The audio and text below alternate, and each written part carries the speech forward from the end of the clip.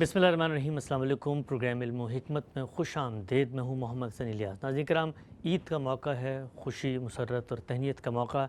इस मौके पर हमारे प्रोग्राम और इसकी टीम की जानिब से भी, बिल्कुल गामी साहब की जानिब से भी तमाम आलम इस्लाम को ईद की बहुत मुबारकबाद हो। हमारी कोशिश होती है कि इस तरह के दीनी त्यौहार पर भी दीन इस्लाम से मुतल्लिक अगर कोई शक, कोई शुबा, कोई इश्काल पैदा हो रहा है और वो रिचुअल्स जो हम इस मौके पर अदा करते हैं उसके हवाले से भी कोई भाम है तो वो भी गामी साहब की खिदमत में पेश करें और जानने की कोशिश करें कि इन मौक़ों पर भी हम अल्लाह के दीन पर कैसे पूरी तरीके से अमल कर सकते हैं और शरीयत की जो मंशा है वो कैसे पूरी होगी। आगाज़ करते हैं। साहब के हमारे से तशरीफ़ फरमा है जनाब जावेद अहमद गामदी साहब। अस्सलाम वालेकुम आमिर सर। वालेकुम अस्सलाम। हमसे बहुत शुक्रिया आपके वक्त का। आगाज़ करते हैं। ईद उल अज़हा का मौका है, क़ुरबानी लोग कर रहे हैं। हमेशा ये बात जहन में आती है कि जो क़ुरबानी हम करते हैं इसकी हैसियत क्या है, यानी ये क्या लाजिम है मुसलमानों पर, नफल है, कर लें अच्छी बात है, जो करेंगे तो वो क्या क्राइटेरिया है जिसकी बुनियाद पे लाजिम होती है। मैं उसूल में जानना चाहूँगा ये जो दीनी इबादत है, इसके हिकमत, इसके फ़लसफ़े पे हमने आपसे बहुत बात भी की थी। ये जो वजूब और नौइयत की बहस होती है ये दीन में तय कैसे होती है, और जो लोग इसको आम तौर पे वाजिब करार दे रहे होते हैं और ये कहते हैं कि अगर आप साहिब निसाब हैं, अगर आप ज़कात अदा करते हैं तो अब आपने क़ुरबानी भी करनी है, इस पूरी बहस का पस मंज़र क्या है, आपका इस्तदलाल क्या है? इससे भी पहले बार बार इसकी याद दहानी करानी चाहिए कि क़ुरबानी बहुत बड़ी इबादत है। यानी ये समझ लेना चाहिए कि इबादत क्या है, इबादत कैसे वजूद में आती है, और जो इबादात या मरासिम अबूदियत मुकर्रर किए गए हैं उनमें क़ुरबानी की हैसियत क्या है, अल्लाह ताला के साथ हमारे ताल्लुक़ की नौइयत क्या है। यानी वो हमारा खालिक है, वो हमारा बादशाह है, हम उसके बंदे हैं। तो ये जो बंदा होना है और उसका हमारा माबूद होना, अब्द और माबूद का ताल्लुक़ है जिसके शऊर के साथ हम मुसलमान होते हैं। यानी मैं इंसान हूँ, इंसान की हैसियत से तो मैं अपने लिए कोई यूनानी इल्म कलाम की तारीफ़ भी तय कर लूँगा और मैं मंतिक में भी ये तय करके बैठ जाऊँगा कि मैं एक हैवान नातिक हूँ, या मैं आज के ज़माने में और कोई अपने लिए तारीफ़ मुतय्यन कर लूँगा। लेकिन जब मैं अपने परवरदिगार को पहचान लेता हूँ और मैं उसके पैगंबरों की तालीमात से वाकिफ़ हो जाता हूँ तो जो सबसे बड़ी हकीकत मुझ पर वाज़ेह होती है वो ये है कि मैं जो कुछ भी हूँ अपनी खिलकत के लिहाज से, बहरहाल मेरी असल हैसियत ये है कि मैं उस परवरदिगार का बंदा हूँ जो आसमान और ज़मीन का खालिक है। इसी को कुरान मजीद ने अपने लाफानी अल्फाज में इस तरह बयान किया है कि मा खलक़तुल जिन्न वल इंसा इल्ला लियअबुदून। यानी जो लोग भी इस दुनिया में पैदा किए गए हैं, वो इंसान हों या जिन, वो इसीलिए पैदा किए गए हैं कि वो खुदा के बंदे बनकर रहें, वो इस आलम के परवरदिगार की बंदगी के एहसास के साथ दुनिया में जिएँ। तो सबसे बड़ी चीज़ जिसका मुझे शऊर होना चाहिए और जिसका शऊर पैदा करने के लिए अल्लाह अपने पैगंबर भेजता है और जिसके लिए अपनी किताबें उतारता है, वो यही है कि हम ये जान लें कि हम इंसान हैं और इंसान की हैसियत से खुदा के बंदे हैं। तो खुदा की बंदगी ज़ाहिर है एक ताल्लुक़ पैदा कर देती है, ये शऊर, ये एहसास एक ताल्लुक़ पैदा कर देता है। अब जितने ताल्लुकात भी दुनिया में हैं वो इजहार चाहते हैं। यानी मैं माँ के ताल्लुक़ को पहचान लेता हूँ तो अब इल्म व अमल में उसका इजहार होगा। बाप के ताल्लुक़ को पहचान लेता हूँ, माशरे के ताल्लुक़ को पहचान लेता हूँ। ये जितनी चीज़ें भी हम दुनिया में करते हैं अगर गौर करें तो वो सब के सब किसी ताल्लुक़ की मार्फत से पैदा होती हैं, और हर ताल्लुक़ जब अपनी मार्फत पैदा कर लेता है तो उसका इजहार चाहता है। तो मैं अल्लाह ताला के साथ अपने ताल्लुक़ का इजहार करना चाहता हूँ। इस इजहार में ज़ाहिर तय करना होगा कि मेरी परवरदिगार के साथ जो ताल्लुक़ की नौइयतें हैं वो इबादत के ज़ैल में क्या क्या हो सकती हैं। तो अगर आप गौर करें तो तीन ही हैं। यानी एक ये कि मैं उसकी परस्तिश करूं, वो मेरा माबूद है, मेरा सर उसके सामने झुकना चाहिए, उसकी अज़मत का मुझे एतराफ़ करना चाहिए। इस मेरे एहसास का ज़हूर मेरी पाँचों नमाज़ों में होता है। शब व रोज़ जो मैं नमाज़ें पढ़ता हूँ उसमें मैं रकू करता हूँ, मैं सजदा करता हूँ, मैं मुनाजात करता हूँ, मैं दुआ करता हूँ। ये परस्तिश के आदाब हैं। तो मेरे ताल्लुक़ का यानी ये कि वो मेरा माबूद है और मुझे उसके सामने झुकना चाहिए, तो अब झुकने के आदाब मुकर्रर कर दिए गए हैं। ये एतराफ़ अज़मत है, और जब एतराफ़ अज़मत है तो ज़ाहिर है कि एहसास बंदगी भी है, और एहसास बंदगी फिर ये चाहता है कि मैं दुआ भी करूँ, मुनाजात भी करूँ, मदद भी मांगूँ और सिर्फ़ उसी से अपना ये ताल्लुक़ रखूँ। दूसरी चीज़ इताअत है, वो मेरा बादशाह है। यानी सिर्फ यही तो नहीं है कि उसने मुझे बना दिया और इस लिहाज से वो मेरा माबूद बन गया, वो मेरा बादशाह है, इस कायनात पर हुकूमत कर रहा है। یہی بات ہے جس کو قرآن مجید نے بار بار یاد دلایا ہے کہ وہ کوئی فلسفیانہ نوعیت کی شخصیت نہیں ہے کہ جو ایک مرتبہ اس کائنات کو تحریک دینے کے بعد اس سے غیر متعلق ہو گئی ہے، وہ ایک ایک میرے علم اور عمل کی نگرانی کر رہا ہے، ہر چیز کو دیکھ رہا ہے، اس کی بادشاہی اس زمین و آسمان پر قائم ہے۔ قرآن مجید اس کو کئی پہلوؤں سے بیان کرتا ہے، وسع کرسیہ السماوات والارض، زمین و آسمان پر اس کا تخت لگا ہوا ہے، اس کا عرش ہے، وہ اس کے اوپر متمکن ہے، وہ اس پوری کائنات پر حکومت کر رہا ہے۔ تو یہ تعبیریں کس لیے اختیار کی جاتی ہیں کہ وہ اس کائنات سے غیر متعلق نہیں ہے، وہ اس کی ایک ایک چیز کی نگرانی کر رہا ہے، بندے اس کے سامنے ہیں، ہمارے اعمال اس کے سامنے ہیں، اور یہ کائنات اس کے بنائے ہوئے نظم کے مطابق چلتی ہے، اور وہ جب چاہتا ہے اس پہ مداخلت ملک کرتا الناس ہے۔ بھی ہے، وہ ملک الناس بھی ہے، وہ اس پوری کائنات کا بادشاہ ہے۔ ہم یہی بات کہتے ہیں نا کہ اعوذ برب الناس ملک الناس الہ الناس، تو یہاں جو سب سے پہلا تعلق پیدا ہوتا ہے وہ کیا ہے؟ ربوبیت کا، پھر اس کے بعد بادشاہی کا، اور اس کے بعد پھر معبود ہونے کا، پرستش کا تعلق۔ تو وہاں ترتیب یہ رکھی گئی ہے کہ ایک عام انسان جہاں سے تعلق کی ابتدا کرتا ہے اس کو بیان کر دیا ہے، لیکن اگر آپ اس ترتیب کو علم اور حکمت کے دائرے سے قائم کریں تو پھر سب سے پہلے پرستش ہوگی۔ تو دوسری چیز کیا ہے؟ اطاعت، بادشاہ ہے، اطاعت کے لیے جو عبادت مقرر کی گئی ہے وہ روزہ ہے، یعنی اس میں ہم مجسم اطاعت ہوتے ہیں، اپنی جبلتوں پر، ان جبلتوں پر جن کے اظہار پر علم و عقل کی روح سے کوئی پابندی نہیں لگنی چاہیے، ان پر بھی پابندی قبول کرتے ہیں اور محض اللہ کے حکم پر قبول کرتے ہیں، اس کے پیچھے کوئی فلسفیانہ داعیات نہیں ہوتے۔ پروردگار کا حکم ہے کہ فلاں وقت سے فلاں وقت تک تم کوئی ایک کھیل بھی اپنے منہ میں نہیں جانے دو گے، اور تم کسی حال میں بھی اپنی بیویوں سے کوئی تعلق قائم نہیں کرو گے۔ تو یہ ظاہر بات ہے کہ اللہ تعالیٰ کی اطاعت کو گویا اپنے پورے وجود پر طاری کر لینے کا عمل ہے، اس کو ہم روزہ کہتے ہیں، اس کو ہم صوم کہتے ہیں۔ یہ دوسری بڑی چیز ہے۔ تیسری بڑی چیز یعنی ان سب سے بڑھ کر کیا ہے؟ وہ یہ کہ جب یہ احساس ہو گیا کہ ہم بندے ہیں، جب یہ اندازہ ہو گیا کہ اس کی عظمت بے پناہ ہے، جب یہ معلوم ہو گیا کہ اس کی حکمت بے پایاں ہے، وہ ہمارا رب ہے، پروردگار ہے، ہمارا بادشاہ ہے، ہم سب اس کے بندوں کی حیثیت رکھتے ہیں، اس کا حکم مانا جائے گا۔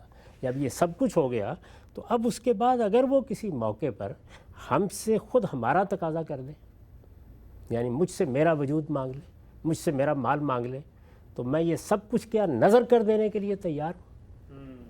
تو اب میرا بادشاہ وہی، میرا معبود وہی، میری ساری زندگی اسی کے مرہون منت، میرا خالق وہی، مجھے جانا اسی کے پاس ہے، میری خلقت کی ایک ایک چیز اس کی نگرانی میں ہو رہی ہے، میرے لیے ربوبیت کا اہتمام اس نے کیا ہے۔ تو میں کیا فی الواقع یہ سوچ بھی سکتا ہوں کہ اگر وہ مجھ سے جان مانگے تو میں دریغ رکھوں گا، وہ مجھ سے مال مانگے تو مجھے دینے سے انکار کر دینا چاہیے، یا گریز و فرار کے راستے اختیار کرنے چاہیے۔ تو یہ جو آخری مرحلہ ہے، اسی وجہ سے آپ دیکھتے ہیں کہ ہمارے ہاں جب کوئی شخص اللہ کے لیے جان دے دیتا ہے تو شہادت کا مرتبہ حاصل کرتا ہے، اور پھر ہم یہ کہتے ہیں کہ اللہ تعالیٰ نے بشارت دی ہے کہ جو لوگ شہادت کے مرتبے پر فائز ہو جاتے ہیں وہ گویا اللہ تعالیٰ کے ہاں ہر لحاظ سے فائز المرام ہو جاتے ہیں، اور پھر ان کے بارے میں وہ سب چیزیں ہیں کہ ان کو مردہ نہ کہو، زندہ ہیں، ان کو اللہ کا رزق مل رہا ہے، ان پر اللہ کی نعمتیں آ رہی ہیں، گویا انہوں نے وہ آخری جگہ حاصل کر لی ہے جو کوئی بندہ اس دنیا میں حاصل کر سکتا ہے۔ نماز سے ابتدا کی تھی، نماز نے کیا کیا تھا؟ اعتراف عظمت کا اظہار، وہ ہم نے شروع کیا تھا، اللہ کو ہم یاد کرتے تھے، شب و روز یاد کرتے تھے، ہم اس سے آگے بڑھے اور سال میں ایک مرتبہ ہم نے مجسم اطاعت بن کے بھی دکھا دیا۔ لیکن اب وہ مرحلہ آ گیا کہ جان دینی ہے یا مال نظر کر دینا ہے، تو جان و مال کی نظر پیش کر دینا یہ آخری درجہ ہے اپنے پروردگار کے ساتھ تعلق کے اظہار کا۔ جان و مال کی نظر روز تو نہیں مانگی جاتی، یعنی کسی موقع کے اوپر ہو سکتا ہے وقت بھی آ جائے کہ جب اللہ کی راہ میں جان دینی پڑے، اللہ کی راہ میں مال دینا پڑے، تو جان و مال کی نظر پیش کر دینا، اپنے آپ کو خدا کے حوالے کر دینا، جو اسلام کی حقیقت ہے۔ اسلام کی حقیقت بھی یہی ہے، اسلام کے لفظ کے معنی یہی ہیں کہ اپنے آپ کو اپنے پروردگار کے سپرد کر دیا جائے۔ تو ظاہر ہے سپرد کر دیا جائے تو علم میں سپرد کر دیا، عمل میں سپرد کر دیا، یہاں تک کہ اسے آگے بڑھ کر جان و مال بھی سپرد کرنے کے لیے تیار ہیں، دینے کے لیے تیار ہیں۔ یہ جو احساس ہے، یہ تعلق ہے، اس کی علامت، اس کا سمبولک ایکسپریشن آخری درجے میں حج میں ہوا ہے۔ حج کیا ہے؟ نظر کی تمثیل ہے، یعنی میں لبیک اللہم لبیک کہتے ہوئے وہاں حاضر ہوتا ہوں، اور پھر حج کی عبادت میں گویا یہ سارا احساس، مجھے اپنا آپ نظر کر دینا ہے، یہ ایک تمثیل میں ڈھل جاتا ہے۔ اس وقت حج چونکہ ہمارا موضوع نہیں ہے تو میں اس کو وہیں چھوڑتا ہوں۔ حج کے لیے سال میں کچھ دن مقرر ہے، وہ ان دنوں میں ہو سکتا ہے، اس کے لیے استطاعت بھی چاہیے، استطاعت بھی کئی طرح کی چاہیے۔ سفر کرنے کے آدمی کو قابل ہونا چاہیے، عمر ایسی ہونی چاہیے، بیماری کوئی ایسی نہیں ہونی چاہیے جو وہاں مانع بن جائے، سفر خرچ بھی ہونا چاہیے، 10 چیزیں چاہیے۔ تو اللہ تعالیٰ نے اس دنیا کو جس اصول پر بنایا ہے اس میں ایسا تو نہیں ہے کہ میں حج کا ارادہ کروں تو آسمان سے ایک تھیلی آ جائے گی اور فوری طور پر اگر میں بیمار ہوں تو مجھے تندرست کر دیا جائے گا۔ یہ تو اللہ کا طریقہ نہیں ہے، اس طرح کے خرق کی عادت معاملات پر دنیا نہیں قائم۔ تو اس وجہ سے پھر لوگوں کے رعایت سے اللہ تعالیٰ نے، اللہ کے پیغمبروں نے اس میں پھر دوسری عبادات نیچے مقرر کی ہیں جن کا مقصد وہی ہے، جن میں وہی نظر کی تمثیل ہے، لیکن وہ ایک صعودی اور نزولی ترتیب سے، یعنی نیچے سے دیکھیں تو صعود ہو رہا ہے، اوپر سے دیکھیں تو نزول ہو رہا ہے۔ تو ان کو آپ دیکھیے، یعنی میرے پاس حج کی استطاعت نہیں تھی یا میں حج کا تحمل نہیں کر سکتا تھا، میں 5 دن کی مشقت نہیں اٹھا، کوئی بھی وجہ ہو گئی، تو پھر کیا ہے، پھر چند گھنٹوں کا عمرہ پورے سال میں کبھی بھی جب چاہے کر لو، یعنی اس پر تو کوئی پابندی بھی نہیں ہے، نہ اس میں وقت کی پابندی ہے نہ دنوں کی پابندی ہے، جب میرے لیے ممکن ہو میں چلا جاؤں اور میں عمرہ کر لوں۔ اور یہ آپ کے علم میں ہے کہ عمرے میں ہم قربانی بھی کرتے ہیں، جس طرح حج میں ہمارے ہاں عام طور پر یہ قربانی ختم ہو گئی ہے، لیکن ہر آدمی کو معلوم ہونا چاہیے کہ رسول اللہ صلی اللہ علیہ وسلم جب عمرے کے لیے گئے تھے تو اس موقع پر حدیبیہ کا معاہدہ ہوا تھا اور عمرہ نہیں کرنے دیا گیا تھا، تو قربانی کے اونٹ تھے ساتھ، تو قربانی اس میں بھی کی جاتی ہے، اس کے مناسک میں بھی شامل ہے، لازم نہیں کی گئی وہاں پہ۔ حج میں بھی قربانی لازم نہیں کی گئی، یہ جو قربانی ابھی کی جاتی ہے یہ اصل میں حج تمتع کی قربانی، جرمانے کی قربانی، یعنی یہ اس بات کی قربانی ہے کہ چونکہ میں نے ایک سفر میں حج اور عمرے کو جمع کیا ہے، اس طرح ایک رعایت سے فائدہ اٹھایا ہے، تو اب یا مجھے ایک قربانی کرنی ہوگی یا مجھے 10 روزے رکھنے ہوں گے، وہ یہ بات ہے جو قرآن میں بیان ہو گئی ہے۔ تو میں عرض کر رہا ہوں کہ اس میں نظر کی عبادت کا کلمینیشن تو حج ہے، اس سے نیچے کیوں آئے ہم؟ اس لیے کہ استطاعت کا مسئلہ پیدا ہو گیا، تو عمرہ ہے۔ اس کے بعد ایسے لوگ بھی ہو سکتے ہیں کہ جو یہ سفر عمرے کا بھی نہیں کر سکتے، ان کے یہ بھی حالات نہیں، اس وقت بھی کروڑوں کی تعداد میں لوگ ہوں گے، آپ پوچھ کے دیکھیں ہمت ہی نہیں رکھتے جا سکیں۔ اور میں نے عرض کیا کہ اس پہ مجبوری کوئی بھی ہو سکتی ہے، یعنی جسم کی مجبوری، صحت کی مجبوری، مال کی مجبوری، سفر کی 10 چیزیں ہو سکتی ہیں۔ تو ان سب لوگوں کے لیے رسالت مآب صلی اللہ علیہ وسلم نے یہ قربانی کی عبادت جاری کر دی۔ اب قربانی کی عبادت جاری کی ہے تو اس کے ساتھ پھر نیچے ایک اور چیز کو بھی ملحق کر دیا ہے، اور وہ یہ کہ جیسے ہی یکم ذوالحج ہو تو ہم اپنے بال نہیں کاٹیں گے، ہم اپنے ناخن نہیں تراشیں گے، یہ پابندی عائد کر لیں گے اپنے اوپر، بالکل اسی طرح جس طرح کہ احرام میں کی جاتی ہے۔ تو اس طرح 10 دن تک ایک یوں سمجھ لیجئے کہ وہی نظر کی عبادت کی کیفیت ہے جس میں ہم جئیں گے، اور پھر جس دن وہ دن آئے گا تو اس دن ہم ایک جانور بھی قربان کر دیں گے۔ رسالت مآب صلی اللہ علیہ وسلم سے جب پوچھا گیا کہ اگر جانور کی استطاعت بھی نہ ہو، یہ آپ جانتے ہیں کہ آپ نے فرمایا کہ بس پھر جو پہلے کام ہے وہی کر لو۔ تو اس طرح اگر آپ غور کر کے دیکھیں کہ اوپر سے دیکھیں تو ہر استطاعت کے لحاظ سے معاملے کو نیچے تک بیان کر دیا، اور نیچے سے دیکھیں تو ہر استطاعت کے لحاظ سے اوپر تک بیان کر دیے۔ تو اس طرح گویا یہ بتا دیا ہے کہ نظر کی عبادت ہر حال میں ہونی چاہیے۔ اب نظر کی عبادت کی کم ترین صورت یہ ہے، اور اس کا کمال جو ہے وہ حج میں ہے، یہ پہلے اصولی طور پر جان لیجیے۔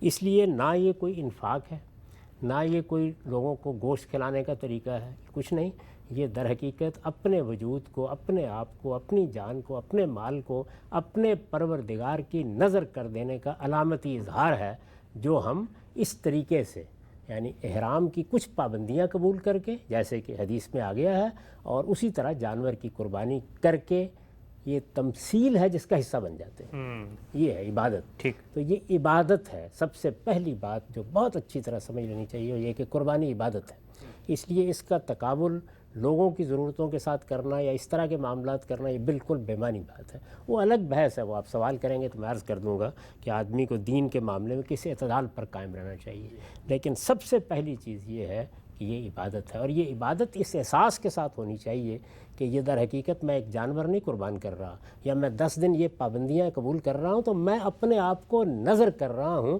اور یہ اس کی تمثیل ہے، یا اس کا تمثیلی اظہار ہے، یا اس کا علامتی اظہار ہے، اس کا سمبولک ایکسپریشن ہے۔ بہت غیر معمولی عبادت ہے، یعنی اگر عبادات کی فہرست بندی کی جائے تو یہ نماز کے بعد روزہ اور روزے کے بعد نظر کی عبادت کو ہے آپ کو بالکل انتہا پر پہنچا دیتی ہے، اتنی بڑی عبادت ہے۔ اس لیے پہلی بات تو یہ ہے کہ مسلمانوں کے ہاں اس کا اہتمام ہر صورت میں ہونا چاہیے، یعنی جس طریقے سے ہم یہ کہتے ہیں نا کہ عیدین کی نمازوں کا اہتمام ہونا چاہیے، جمعہ کی نماز کا اہتمام ہونا چاہیے، تو یہ اہتمام امت مسلمہ کو ہر حال میں کرنا چاہیے۔ اس وجہ سے یہاں پر تو کوئی ادنا درجے کا انحراف بھی اگر ہوگا تو لوگوں کو توجہ دلانی چاہیے۔ اگر یہ چیز ختم ہو گئی تو اس کا مطلب ہے اللہ کی ایک عبادت ختم ہو گئی، اور بہت بڑی عبادت ختم ہو گئی، ایک غیر معمولی چیز سے ہم محروم ہو گئے۔ یہ وہی لوگ سمجھ سکتے ہیں کہ جو دین کو خدا کے حوالے سے بھی سمجھنے کے لیے کچھ وقت نکال لیں۔ ہم اصل میں دین کو بھی اپنی دنیا کے حوالے سے سمجھ رہے ہوتے ہیں، جبکہ دین کی اصل حقیقت خدا کے ساتھ ہمارا تعلق ہے، ہمارے پروردگار سے ہمارا تعلق ہے۔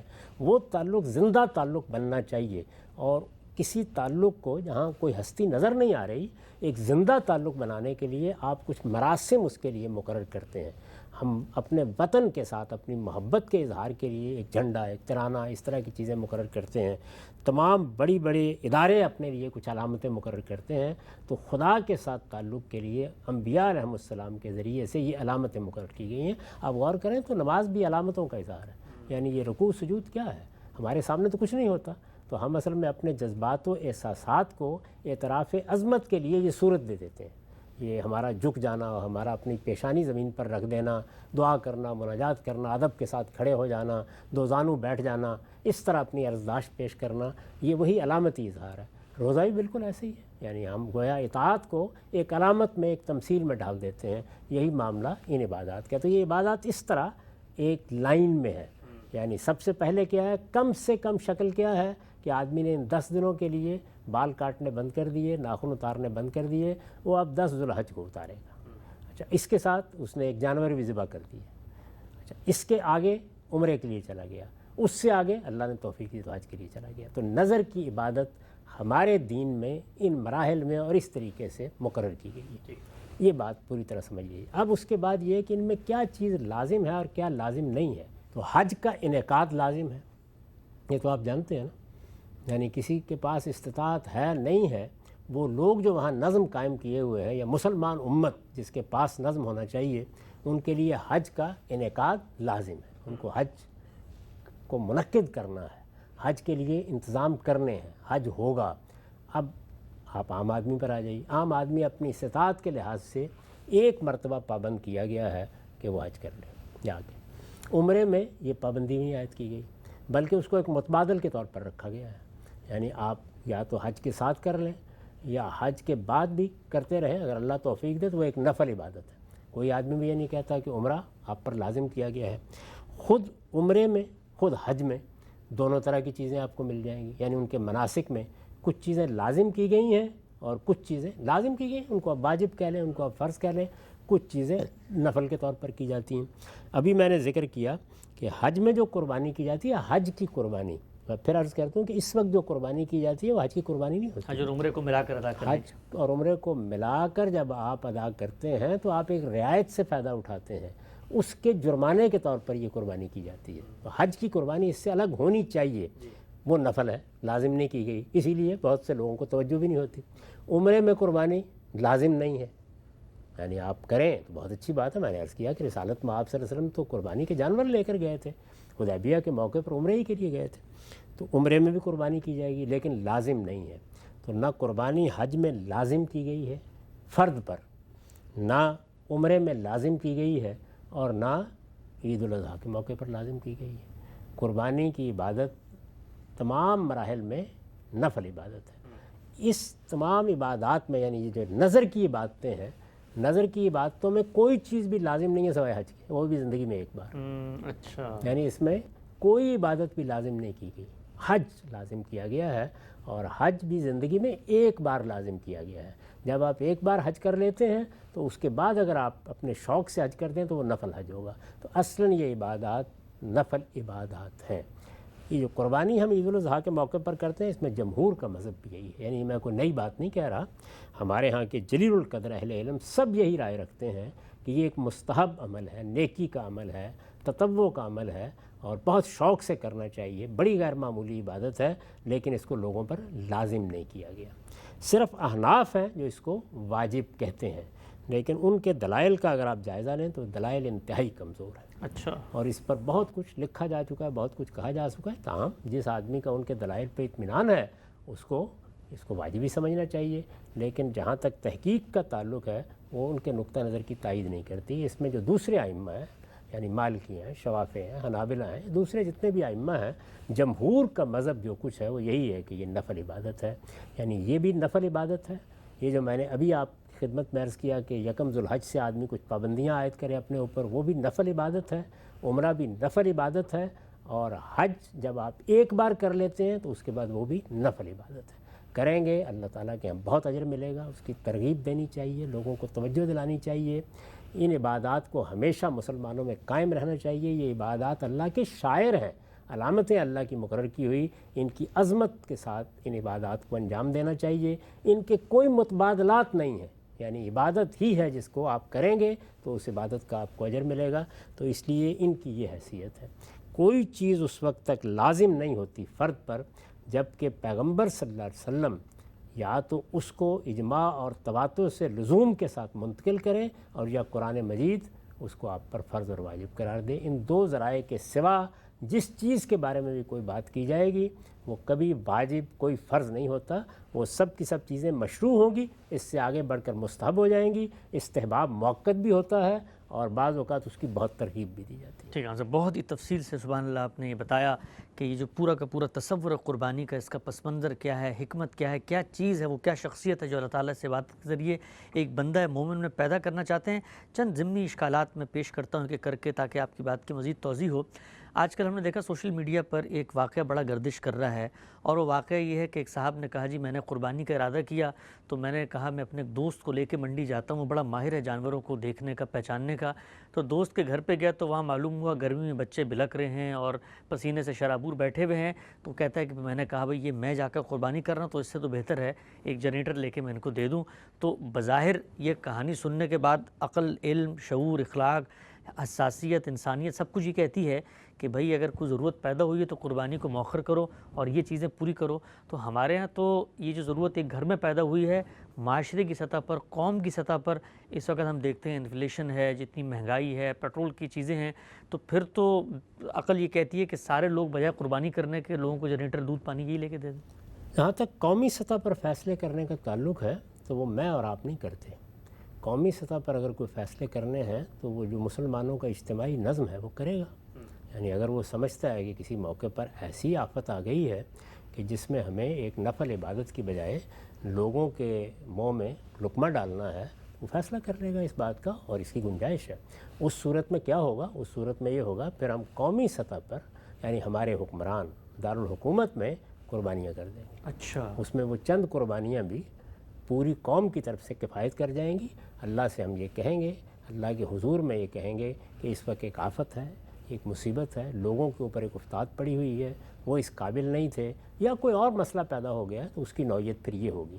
ظاہر ہے کہ تمام عبادات میں یہ چیز ملحوظ رکھی گئی ہے کہ اگر ان میں کوئی مشقت پیدا ہو جاتی ہے, لوگوں کے لیے ان کو ادا کرنا ناممکن ہو جاتا ہے, یہ تو حرام حلال میں بھی رکھا گیا ہے کہ اس میں اضطرار پیدا ہو گیا, تو اس کا طریقہ یہ ہوگا. جہاں تک فرد کا تعلق ہے تو اس کا یہ کام نہیں ہے کہ وہ ساری دنیا کے معاملات کو سامنے رکھ کے رائے قائم کرے, اس کو اپنے گرد و پیش میں رائے قائم کرنی ہوتی ہے. اور اگر آپ نے اس طرح کا کوئی واقعہ پڑھا ہے تو میرے خیال میں اس موقع کے اوپر ان کو حق حاصل تھا کہ وہ ضرورت کا لحاظ کر کے اگر ان کی مدد کرنا چاہتے ہیں تو کر دیں. یعنی اس میں دونوں چیزیں نہیں ہونی چاہیے. یہ چیز بھی نہیں ہونی چاہیے کہ یہ عبادت تو کوئی اہمیت نہیں رکھتی, عبادت بہت بڑی اہمیت رکھتی ہے, وہ نظر کی عبادت ہے, بہت بڑی عبادت ہے. اور یہ چیز بھی اپنی جگہ ہمیشہ ملحوظ رہنی چاہیے کہ ہم ایک عبادت کرنے کے لیے جا رہے تھے, ادھر ایک بندے کے لیے ایک ایسی ضرورت سامنے آ گئی, وہ میرے بھائی کے لیے آ سکتی ہے, عزیز کے لیے آ سکتی ہے, ہمسائے کے لیے آ سکتی ہے. اس موقع کے اوپر پھر انسانی ضرورتوں کو ترجیح دی جاتی ہے. تو انسانی ضرورت ہمارے سامنے آ گئی, ہمارے گرد و پیش میں آ گئی, ہمارے ماحول میں آ گئی, ہمارے تعلقات میں آ گئی, اس کو ترجیح ملے گی, ہر حال میں ملے گی. وہ انسانی ضرورت اگر فرض کے درجے کی ہے تو اس درجے میں ترجیح ملے گی, اگر وہ استحباب موقت کے درجے کی ہے تو اس درجے میں ترجیح ہوگی. تو یہ بالکل ایک انفرادی فیصلے ہوتے ہیں, ان کو اس طرح موضوع نہیں بنانا چاہیے. البتہ اس موقع کے اوپر بھی ہر شخص کو توجہ دلانی چاہیے کہ قربانی ایک بہت بڑی عبادت ہے اور عبادت کا کوئی متبادل نہیں ہوتا. ٹھیک. اچھا ہم سے بتائیے گا کہ ہم پورا سال باقی کاموں میں یعنی غربت، انفلیشن، یہ مہنگائی، یہ سب کچھ ہوتا ہے، لیکن شادیاں بھی اسی طرح ہو رہی ہیں، شادی ہال بھرے ہوئے ہیں، ہم 14 اگست بھی مناتے ہیں، 23 مارچ کی پریڈ بھی ہوتی ہے، اسی طریقے سے باقی جتنی رسومات ہیں، دن ہیں، تہوار ہیں، Father's Day, Mother's Day, Valentine Day, پھول، یہ سب کروڑوں اربوں روپے لگ رہے ہوتے ہیں، لیکن اس کی کیا وجہ ہے کہ یہ دین کے موقع پر آ کر ساری کی ساری غربت اور حساسیت اور عوام کا یہ احساس جو ہے وہ سینوں میں جاگ جاتا ہے؟ اس کی وجہ میں کئی مرتبہ عرض کر چکا ہوں، اصل میں خدا کے ساتھ تعلق ہم زندہ تعلق کے طور پر دیکھ ہی نہیں رہے ہوتے. یعنی ہمارا یہ مسئلہ بن چکا ہوا ہے کہ ہم چونکہ توارث میں اسلام کو حاصل کر چکے ہیں، ہمارے والدین مسلمان تھے، ہم بھی مسلمان ہو گئے، اسلام یا دین ہمارا شعوری احساس نہیں بنا. اور پچھلے اس کوئی 100-150 سال میں بہت سے ایسے مفکرین پیدا ہوئے ہیں جنہوں نے مذہب کو بھی دنیوی مسئلے کے حل کے طور پر پیش کیا ہے. تو اس سے ایک عمومی رجحان یہ بن گیا ہے، اور اس طرح کی عبادات کی کوئی اہمیت نہیں ہوتی. بھائی یہ بحث تو پھر ہر چیز کے بارے میں شروع ہو جائے گی. وہ 5-10 منٹ جو آپ اللہ کی بارگاہ میں حاضر ہوتے ہیں اس کے بارے میں بھی ہو جائے گی.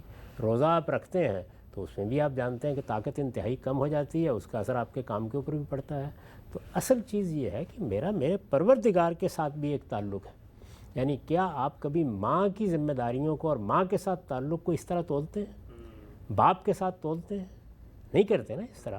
تو اس کا مطلب یہ ہے کہ ماں کا تعلق تو میں محسوس کرتا ہوں، باپ کے ساتھ بھی تعلق محسوس کرتا ہوں، خدا کے ساتھ تعلق محسوس نہیں کرتا. تو اصل میں یہ ہمارے شعور اور احساس میں اگر خدا کے ساتھ تعلق ہو تو ہمیں معلوم ہو کہ میرے رب کے ساتھ میرے تعلق کا اظہار ہے قربانی، اظہار ہے حج، اظہار ہے عمرہ، اظہار ہے نماز، اظہار ہے روزہ، پھر اس کی اہمیت انسان پر واضح ہوتی ہے. تو اس طرح کے کسی اقدام میں جس کا آپ نے حوالہ دیا ہے، یہ خیال کبھی نہیں کرنا چاہیے کہ قربانی بس کر لی نہیں. قربانی کا اہتمام ہونا چاہیے، یعنی قومی سطح پر اہتمام ہونا چاہیے، لوگوں کو بھی کرنا چاہیے، جس کے پاس استطاعت ہے ضرور کریں، لیکن یہ فرد پر لازم نہیں کی گئی. یہ نفل عبادت ہے، آپ کرنا چاہتے ہیں کریں. آپ محسوس کرتے ہیں کہ یہ مشکل ہوگا یا اس میں کوئی مشقت ہے یا معاشرے کے حالات یا میرے خاندان کے حالات ہیں، خاندان کی طرف سے کر لیں، خاندان کا سربراہ کر دیں. اور اگر نوبت وہاں تک آ گئی ہے جو آپ نے کہا ہے تو قومی سطح پر مسلمانوں کے حکمران کریں اور پوری قوم اپنے احساس کے ساتھ اس میں شریک ہو جائے. ٹھیک. اگر ہم سے بتائیے گا یہ جو پورا فلسفہ ہے، بظاہر جب ہم دیکھتے ہیں معاشرے میں قربانی کے بعد تو اصل میں گوشت حاصل ہوتا ہے، کلیجی پکری ہے، باربیکیو ہو رہا ہے، عید کا موقع، خوشی مسرت تہنیت کا موقع ہوتا ہے، تو پھر مثلا اگر یہ پس منظر رکھ کے ہم جائیں گے تو پھر تو وہ گوشت میرے لیے کوئی اس طریقے سے خوشی کا موقع تو نہیں بنے گا کہ بعد میں پارٹی ہو رہی ہے. یہ تو ایک پورا عبادت کا تصور، عبادت تو سنجیدگی، متانت، شعوری احساس اس میں ہوتی ہے. تو اس کا مطلب یہ جو کچھ پھر پوسٹ قربانی ہمارے ریچولز ہوتے ہیں یہ بھی پھر اس طرح قائم نہیں رہیں گے. نہیں، کیوں قائم نہیں رہیں گے؟ یعنی میں صبح اٹھ کر میں نے تکبیریں بلند کی، میں نے اپنے پروردگار کے ساتھ اپنے تعلق کا لفظوں میں اظہار کیا، اللہ اکبر، اللہ اکبر، لا الہ الا اللہ، واللہ اکبر. کیا خوبصورت چیز ہے یہ. میں بلند کرتے ہوئے عیدگاہ میں گیا، وہاں جا کے میں نے نماز پڑھی، اپنا رب کے سامنے اپنا سر رکھ دیا، وہاں میں نے خطبہ سنا. اس کے بعد میں نے آ کے قربانی کی. یہاں تک میں عبادت میں تھا. اب جیسے ہی وہ عبادت کا کام مکمل ہو گیا تو میں دنیا میں ہوں. یعنی اب میں اپنے پروردگار کی عبادت سے فارغ ہوا ہوں تو اب میرا رخ لوگوں کی جانب ہوگا. تو عید ایک تہوار بھی ہے، ہم خوشی بھی کریں گے، ہم اس کا گوشت بھی کھائیں گے، ہم دعوت بھی کریں گے، سب کام کریں گے. یہی چیز ہے جو ہمارے دین میں رکھی گئی ہے. جب ہم عبادت میں تھے تو وہاں دنیا کا کوئی شائبہ ہم اپنے قریب نہیں آنے دیں گے، اور جب اللہ کی بارگاہ سے واپس آئیں گے تو اس کے بعد بہرحال اللہ کے ہمیں حق دیا اس بات کا کہ ہم ملیں بھی، ملائیں بھی، ہم دعوتیں بھی کریں، ہم بیٹھیں بھی. ہمارے لیے سب زینت کی چیزیں حلال کی گئی ہیں، اور ہمارا پروردگار ان سب چیزوں کے معاملے میں جب ہمیں اجازت ہی نہیں دیتا بلکہ اس کی تحسین کرتا ہے تو اس پر کوئی نکیر کرنے کا کیا سوال. ٹھیک. اچھا ہم سے بھی جو عام کانسیپٹ ہے کہ غریبوں کی مدد ہوتی ہے، گوشت ووشت اس سے دیا جاتا ہے، اس کی تو آپ نے پوری پس منظر بتایا. یہ جو پچھلی اقوام تھی، کہا جاتا ہے کہ ان کے ہاں تو یہ جو قربانی کا جانور تھا، اس کا گوشت تھا، اس کو کھانے کی بھی اجازت نہیں تھی، اور پھر یہ اللہ تعالیٰ کی رحمت ہوئی کہ پھر ہمارے ہاں یہ معاملہ اس طرح سے ذرا کھولا اور کھا پی بھی سکتے ہیں. تو اس سے تو اس کی بھی نفی ہوتی ہے کہ پہلے تو کھانے پینے یعنی گوشت کی جو افادیت غربا کے لیے بتائی جاتی ہے پہلے اس کو بھی دینے کی ممانعت ہوتی ہے. نہیں، ایسا نہیں ہے، کوئی ممانعت کا سوال نہیں ہے. بعض قربانیاں ایسی تھیں جن کو سوختنی قربانیاں کہتی ہیں، ان کی نوعیت بالکل الگ تھی.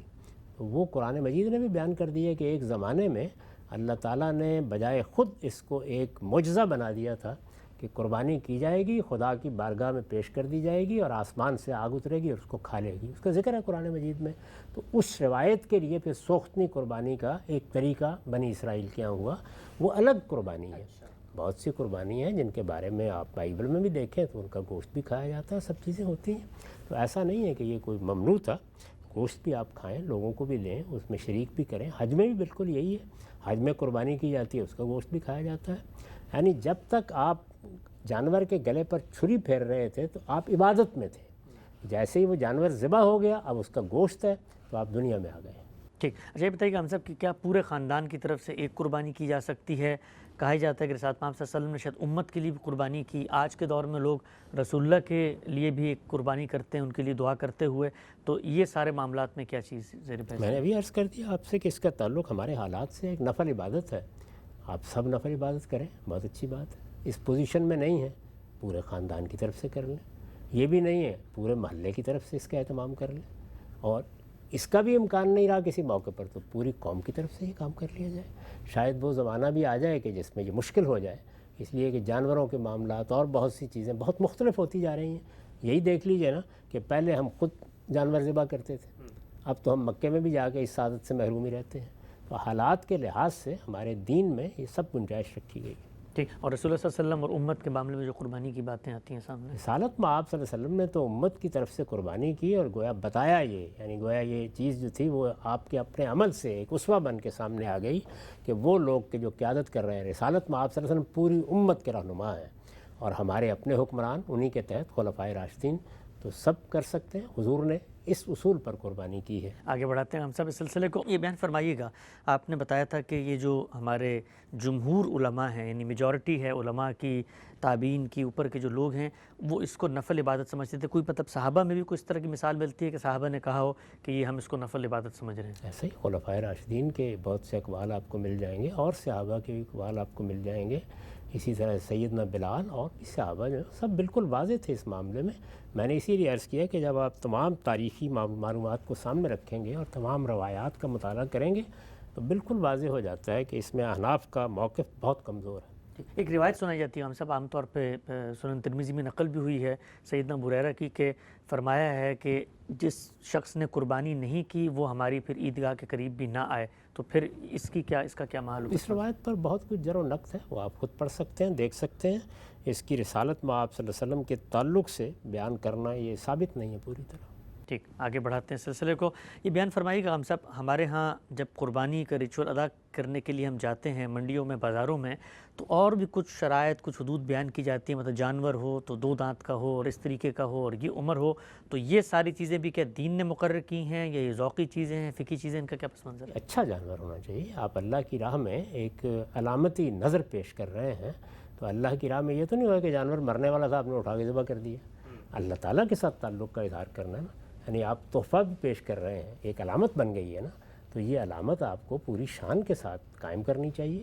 یہ بات ہے جو کہی گئی. اب یہ کہ اس کے لیے کیا ہونا چاہیے، تو رسالت میں آپ صلی اللہ علیہ وسلم میں اچھا جانور کیا ہوتا ہے بعض موقعوں پر اس کو بیان کر دیا ہے. تو اس کی روشنی میں ہم فیصلہ کرتے ہیں، اس پہ کوئی اعتراض کی گنجائش نہیں. جانور اچھا ہی ہونا چاہیے جب اللہ کی راہ میں قربان کیا جائے. ٹھیک ہے. صاحب آپ خود قربانی کرتے ہیں کیا؟ کب سے قربانی کر رہے ہیں؟ پہلی قربانی کب کی؟ اور پاکستان میں جب رہتے تھے کیا معمول ہوتا تھا؟ کیسے جانور وغیرہ دیکھتے تھے؟ عبادات کے معاملے میں اس طرح کا اظہار تو موضوع نہیں ہوتا، لیکن اب آپ نے سوال پوچھا ہے تو 1973 سے باقاعدگی سے کر رہا ہوں. اس سے پہلے والد صاحب کرنا چاہتے تھے تو کرتے تھے. تو آپ پاکستان میں جب ہوتے تھے تو جاتے تھے باقاعدہ جانور وغیرہ دیکھنے؟ جی ہاں، ہمیشہ بہت اہتمام کے ساتھ جانور خریدتے بھی تھے، رکھتے بھی تھے. اس کے بعد قربانی کرتے تھے، قربانی کے موقع پر بھی موجود ہوتے تھے. پھر اس کے بعد حالات ایسے ہو گئے کہ اب بیٹوں کو کہہ دیتا ہوں وہ کر دیتے ہیں پاکستان میں. ٹھیک. اچھا ہم سے بتائیے گا کہ ہمارے ہاں قربانی، یہ پس منظر، عید، تہوار، یہ سب تو بڑی ظاہری بات ہے، اچھی محمود چیزیں ہیں، لیکن قربانی کے بعد جو ماحول سامنے آتا ہے ہمارے ہاں، کئی دن تک شہروں میں، گلیوں میں چلنا مشکل ہو جاتا ہے، ایک تعفن اٹھ رہا ہوتا ہے. تو اب مذہب پاکیزگی کا درس دیتا ہے، تزکیے کی بات کرتا ہے، ایک ماحول بھی اس سے پیدا ہوتا ہے، لیکن یہ سب ریچول ادا کرنے کے بعد جو صورت بنتی ہے سامنے، اس سے تو ایک جس کو آپ کہتے ہیں سلیم الفطرت آدمی کے لیے پورا کا جو پس منظر ہے وہی تعفن زدہ ہو جاتا ہے. تو اس کا پھر کیا حل ہے, کیا کرنا چاہیے؟ اس میں ریاست کی بھی ذمہ داری ہے, قربانی کرنے والوں کی بھی ذمہ داری ہے, چونکہ ان کو لگتا ہے دین کا تقاضا تو یہ ہے کہ چھری پھیریں, وہ خون چاہے اگلے کے گھر کے سامنے سے گزر جائے, ہماری قربانی ہو گئی. اس معاملے میں تو ہم بڑی ناشائستہ قوم بن چکے ہیں بدقسمتی سے. یعنی یہ صرف قربانی کے معاملے میں نہیں ہے. آپ دیکھیے, میں نے خود اپنی آنکھوں سے مشاہدہ کیا ہے کہ گاڑی دھوئی جا رہی ہے دروازے کے باہر کھڑی کر کے. آپ کو کوئی شعور نہیں اس بات کا کہ دوسروں کے ساتھ کیا ہو رہا ہے, پانی کدھر جا رہا ہے, ان کے کوئی پودے تو خراب نہیں ہو رہے ہیں. اسی طرح آپ کوئی چیز رکھنا چاہتے ہیں, گاڑی پارک کرنا چاہتے ہیں, کچھ بھی کرنا چاہتے ہیں, سڑک آپ کے سامنے ٹوٹی ہوئی ہے, آپ کا کروڑوں کا مکان ہے, آپ کبھی اس طرف توجہ نہیں دیں گے کہ چلیے کیا فرق پڑتا ہے, یہ تھوڑی سی مرمت ہے میں خود ہی کرا دیتا ہوں. تو یہ چیزیں تو ہمارے یہاں ہے ہی نہیں. یعنی ہم صفائی کا اہتمام کریں, ہم وضو کرتے وقت, ہم دوسری عبادات کرتے وقت دوسروں کا خیال رکھیں, ان کو آزار نہ پہنچائیں. یہ چیزیں بڑی اہمیت کی حامل ہیں, ہمارے دین میں ان کی بڑی اہمیت ہے. دوسروں کو آزار پہنچانا بعض صورتوں میں کبیرہ گناہ بن جاتا ہے, لیکن اس کا ہمیں شعور ہی نہیں ہے. تو یہ شعور لوگوں میں بھی پیدا کرنا چاہیے. ہمارے ہاں تو یہ ہونا چاہیے کہ ہماری تعلیم کی ابتدا یہاں سے شروع ہو. یعنی جب بچوں کو تعلیم دینا شروع کریں تو انہیں بتائیں کہ اچھا شہری کیا ہوتا ہے, اچھا مسلمان کیا ہوتا ہے, لوگوں کے حقوق کیسے رکھے جاتے ہیں, شہر کیسے صاف رکھنے ہیں, گلی کیسے صاف رکھنی ہے, قطار کیسے بنانی ہے, کسی کی مدد کیسے کرنی ہے. یہ چیز تو بچپن سے راسخ کر دینی چاہیے ہمارے ذہنوں میں, لیکن وہ ہم بدقسمتی سے نہیں کرتے. اس کے بعد بڑے ہوتے ہیں تو وہاں پر بھی بالکل بے پرواہی کے ساتھ یہ سب معاملات کرتے ہیں. اور ریاستیں بھی اس طرح کی چیزوں کے بارے میں, چونکہ قومی سطح پر یہی حال ہے کہ ہم جو چیز چاہیں گے اٹھا دیں, کہ آپ ذرا دیکھیے ہمارے جو تفریحی مقامات ہیں ان پر جانا مشکل ہو جاتا ہے. مجھے یاد ہے میں جب آج سے کوئی 50 سال پہلے جھیل سیف الملوک پر گیا تھا تو کچھ دیر کے لیے بالکل مبہوت کھڑا رہ گیا تھا اس کی خوبصورتی دیکھ کے. لیکن اب لوگوں سے پوچھیے, وہ بتاتے ہیں آپ کو کہ وہاں کیا صورتحال لوگوں نے بنا رکھی ہوئی ہے. تو اس چیز کا ہمارا قومی شعور انتہائی پست ہے. تو سڑک پر جاتے ہوئے, راستہ چلتے ہوئے کچھ پئیں گے, کھائیں گے, سڑک کے اوپر پھینک دیں گے, گاڑی کا شیشہ کھولیں گے, اس سے باہر پھینک دیں گے. ہم تو بعض اوقات اگر آپ محلوں میں جائیں تو آپ اپنے سارے گھر کا گرد و غبار کوڑا کرکٹ اٹھائیں گے اور اپنی کھڑکی سے نیچے پھینک دیں گے, بے شک کسی کے سر کے اوپر پڑ رہا ہو. تو اس معاملے میں تو ہماری ناشائستگی بالکل ایک ضرب المثل بن چکی ہے. اس کے لیے مجھے بھی جدوجہد کرنی چاہیے, آپ کو بھی کرنی چاہیے, اس کے لیے میڈیا کو بھی کرنی چاہیے, لوگوں کو بہت تعلیم دینی چاہیے اور اس بات کا اہتمام کرنا چاہیے کہ ہماری عبادات خوبصورتی اور حسن کے ساتھ انجام پائیں. ٹھیک. اچھا ہم نے دیکھا تھا ملیشیا میں, ہم رہے وہاں 10 سال آپ کے ساتھ, تو وہاں پر تو حکومت نے پابندی لگا دی ہے کہ آپ گھر کے اندر, گھر کے باہر یہ کام کر ہی نہیں سکتے. قربانی کرنی ہے تو جانور کو لے کے جائیں. ایک علاقہ مقرر کیا ہے, وہاں پر وہ مسجد کا احاطہ بھی ہو سکتا ہے, کوئی سرکار کی جگہ بھی ہو سکتی ہے, وہاں طریقے سے معاملات ہوں گے. اور اس کے بعد تو کیا ہمارے ملک پاکستان میں بھی اس طرح کی کوئی پابندی ریاست لگائے تو اس کو حق حاصل ہے؟ اس کو بالکل حق حاصل ہے. ہر چیز کو منظم کرنا, جس طرح کے سعودی حکومت ہے تو حج کے معاملات کو منظم کرتی ہے نا, انہوں نے بھی وہاں پابندی لگائی ہوئی ہے. یعنی آپ کے پاس اس کا کوئی راستہ نہیں ہے کہ آپ جائیں اور جا کے حرم میں قربانی کرنا شروع کر دیں یا یہاں سے کوئی جانور پکڑیں. اس کے لیے بھی ایک نظم بنایا گیا ہے, وہ نظم وہاں بھی بنانا بالکل جائز ہے. اسی طرح سے امارات میں بھی ایسے ہی منظم کر دیا گیا ہے. وہاں ملیشیا میں بہت اچھا نظام تھا. میرے علم کی حد تک ترکی میں بھی, دیہاتی علاقوں کے بارے میں تو نہیں معلوم, اسی طرح کا نظم ہے. ہمارے یہاں بھی ہونا چاہیے, اس میں کوئی شک نہیں ہے. یہ ایک علامتی اظہار ہے, پورے احساس کے ساتھ ہم شریک ہوں, لیکن یہ کہ ہمارے شہر صاف ستھرے رہیں, ہمارے گھر صاف ستھرے رہیں, اس کو ایک منظم طریقے سے انجام دیا جائے, یہ سب مسلمانوں کی ذمہ داری ہے. ٹھیک. آخری سوال خان صاحب آج کی نشست کا, ہم دیکھتے ہیں ہمارے پڑوسی ملک ہندوستان میں بڑی تعداد میں مسلمان, کروڑوں کی تعداد میں آباد ہیں, قربانی کرنا چاہتے ہیں, لیکن گائے کا ایک مقدس تصور ہے جو وہاں کی اکثریتی جو عوام ہے اس میں, ہندوؤں میں رائج ہے. تو اس موقع پر حکمت تدبیر کیا کہتی ہے کہ وہ قربانی بھی کریں اور کیسے کریں کہ پھر ان کی دل آزاری بھی نہ ہو؟ اس کا دل آزاری سے کوئی تعلق نہیں ہے, یہ بالکل بیمانی باتیں ہیں. یہ کہ جس وقت کوئی آدمی بتوں کی پرستش کرتا ہے تو میری دل آزاری ہونی چاہیے, نہیں, مجھے اس سے اختلاف ہے, بس اس معاملے کو یہی رہنا چاہیے. تو یہ جو میرے عقائد ہیں, میرا نظریہ ہے, اس پر مجھے عمل کرنے کا حق ہے. آپ کا عقائد ہے, آپ کا نظریہ ہے, آپ کو عمل کرنے کا حق ہے. اس بات پر دنیا آ جائے گی, یعنی زیادہ وقت نہیں لگے گا, آ جائے گی. ابھی نہیں آئی.